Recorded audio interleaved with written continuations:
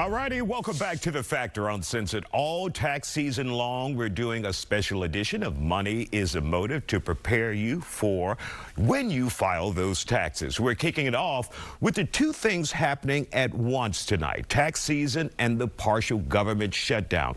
Is the shutdown going to have an effect for everyone getting their paperwork ready for the IRS and getting that refund? Let's get to our next guest, who also has an update on SNAP benefits and the changes you need to know.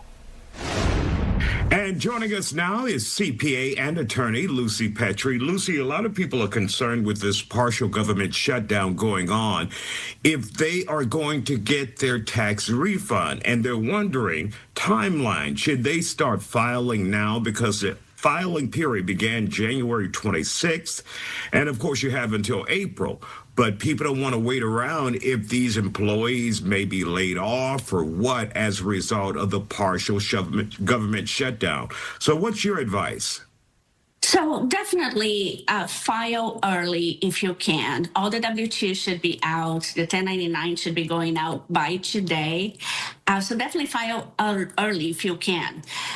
On the other hand, there is a little bit of funding left over that is going to hold up the IRS operations for at least another week or so. And remember, a lot of this check processing is automated. So if you e-file and select direct deposits, chances are your refund is not going to be affected. However, if for any reason your tax return processing or refund requires the attention of a human person and the IRS is shut down, it will definitely be delayed and affected. That will definitely delay your refund, and we don't know for how long. So advice is file early, choose e-file, and choose direct deposit. There you go. And make sure you don't have any mistakes. That way you don't have to talk to a human. It will scare you to death anyway. Right. All right, let's move on to SNAP benefits. A lot of changes going into effect February. Work requirements, the type of food. Let's begin with work now. The changes when it comes to SNAP. Who will this affect?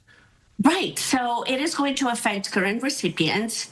And basically, it's going to make it so people have to either be employed or looking for work or volunteering. And the volunteering is like 80 hours or training, volunteering or training, 80 hours out of the month. Mm-hmm.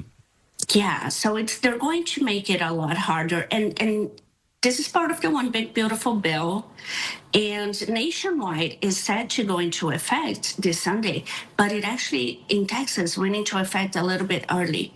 So if you do not meet the requirements, you can only get SNAP for up to 3 months, and then you're no longer eligible. Wow, and you kicked off the rolls. Now, do you know the exact ages that you're required, or everybody must work? Well, it's those between the ages of 18 and 64.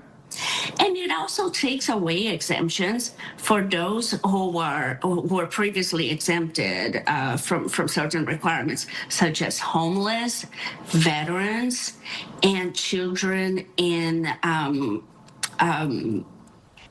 foster homes, those with children in foster homes. They're really making this very difficult to receive. And when I was researching this topic, I came to realize that the average benefit per person, it's $190 per month.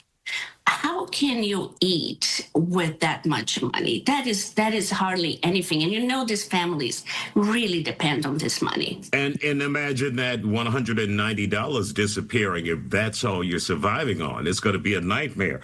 Also, Let's talk about the types of food. Does that go into effect? Because we heard many Republicans saying they're misusing the SNAP benefits, and even some Democrats agreed with it. There should be some guidelines taxes in place on what you buy with the snap in the last 30 seconds we have, Lucy. Right. So there was actually a law that passed in Texas last year that limits what you can purchase. It was already limited that you can buy alcohol and cigarettes, but now you also cannot buy candy, certain drinks with sugar added. You cannot buy nuts. They're really making it very limited. The access to the products that you can buy. I think right now it is veggies, milk, cheese.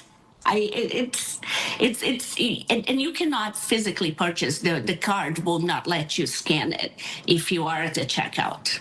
And of course, we're hearing if retailer store owners violate the rules, and they could lose access to accepting the cards, which will kill them as well. All right, Lucy. Some rough news here today. We appreciate it. Thank you for joining us here on The Factor Uncensored.